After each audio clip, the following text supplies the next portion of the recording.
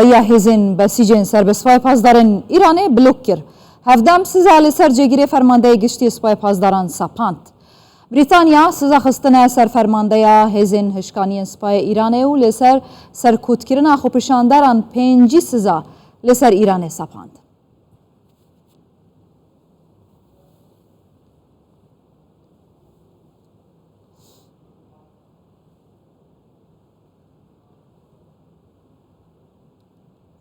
وزیر درو فنلند بر سبا کردستان 24 دایه هفکر خوبارزان حسن لجهه جوین وزیر درو نیکتی اروپای واردگیرم.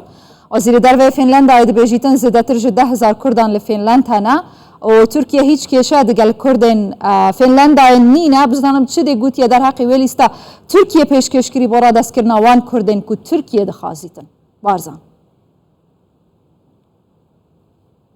بەڵێ پێش دەستپێکردنی کۆبوونەوەی وەزیرانی دەرەوەی یەکێتی ئەوروپا لێرە لە برۆکسلی پایتەختی بەلجیکا وەزیرەکان ژمارەی لە وەزیرەکان قسان کرد بۆ میدیاکان ئێمە وەکو کوردستان 24 پرسیارێکمان ئاراستەی vێکا هەستۆ وەزیری دەرەوەی بەلجیکا ببرن وەزیری دەرەوەی فێنلەندا کرد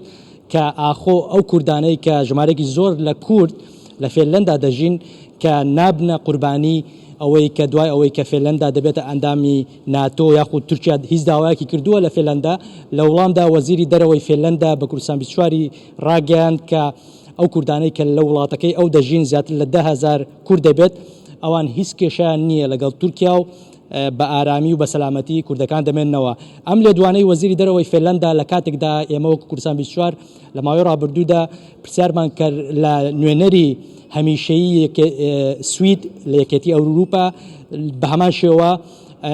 لە وڵامدا نوێنەری هەمیشەیی سوید لە یەکێتی ئەوروپا بە ئێمە ڕاگەیاند کە زیاتر لە 100,000 کورد لە سوید دەژیت بەڵام لە ماوەی ڕابردوودا کورد چەند داواکاریەکی کردووە کە پێویستە ژمارەیەک لە کوردانی سوید ڕادستی تورکیا بکرێتەوە و لە بەرامبەردا نوێنەرەکەی هەمیشەیی سوید بە کوردستان 24 ڕاگەاند بە هەمان شێوە سویدیش ئامادە نییە هیچ کوردێک ڕادستی تورکیا بکاتەوە بۆیە ڕۆژ بە ڕۆژ پەیوەندیەکانی نێوان تورکیا و سوید لە ئاڵۆزیدا وەکو خۆتان ئەزانن لە چەند ڕۆژی ڕابردووە لە بەردەم سەفارەتی سوید لە تورکیا یاخود بەردەم سەفارەتی تورکیا لە سوید گرژی و ئاڵۆژی ڕووی داوە ئێمە لێرە بەدۆداچوونمان کردووە سەبارەت بە ئەو کوردانەی کە لە فێنلەندا دەژین یاخود لە سوید دەژین لە هەردوو لاوە زیاتر لە 10,000 کورد وەروە 100,000 کورد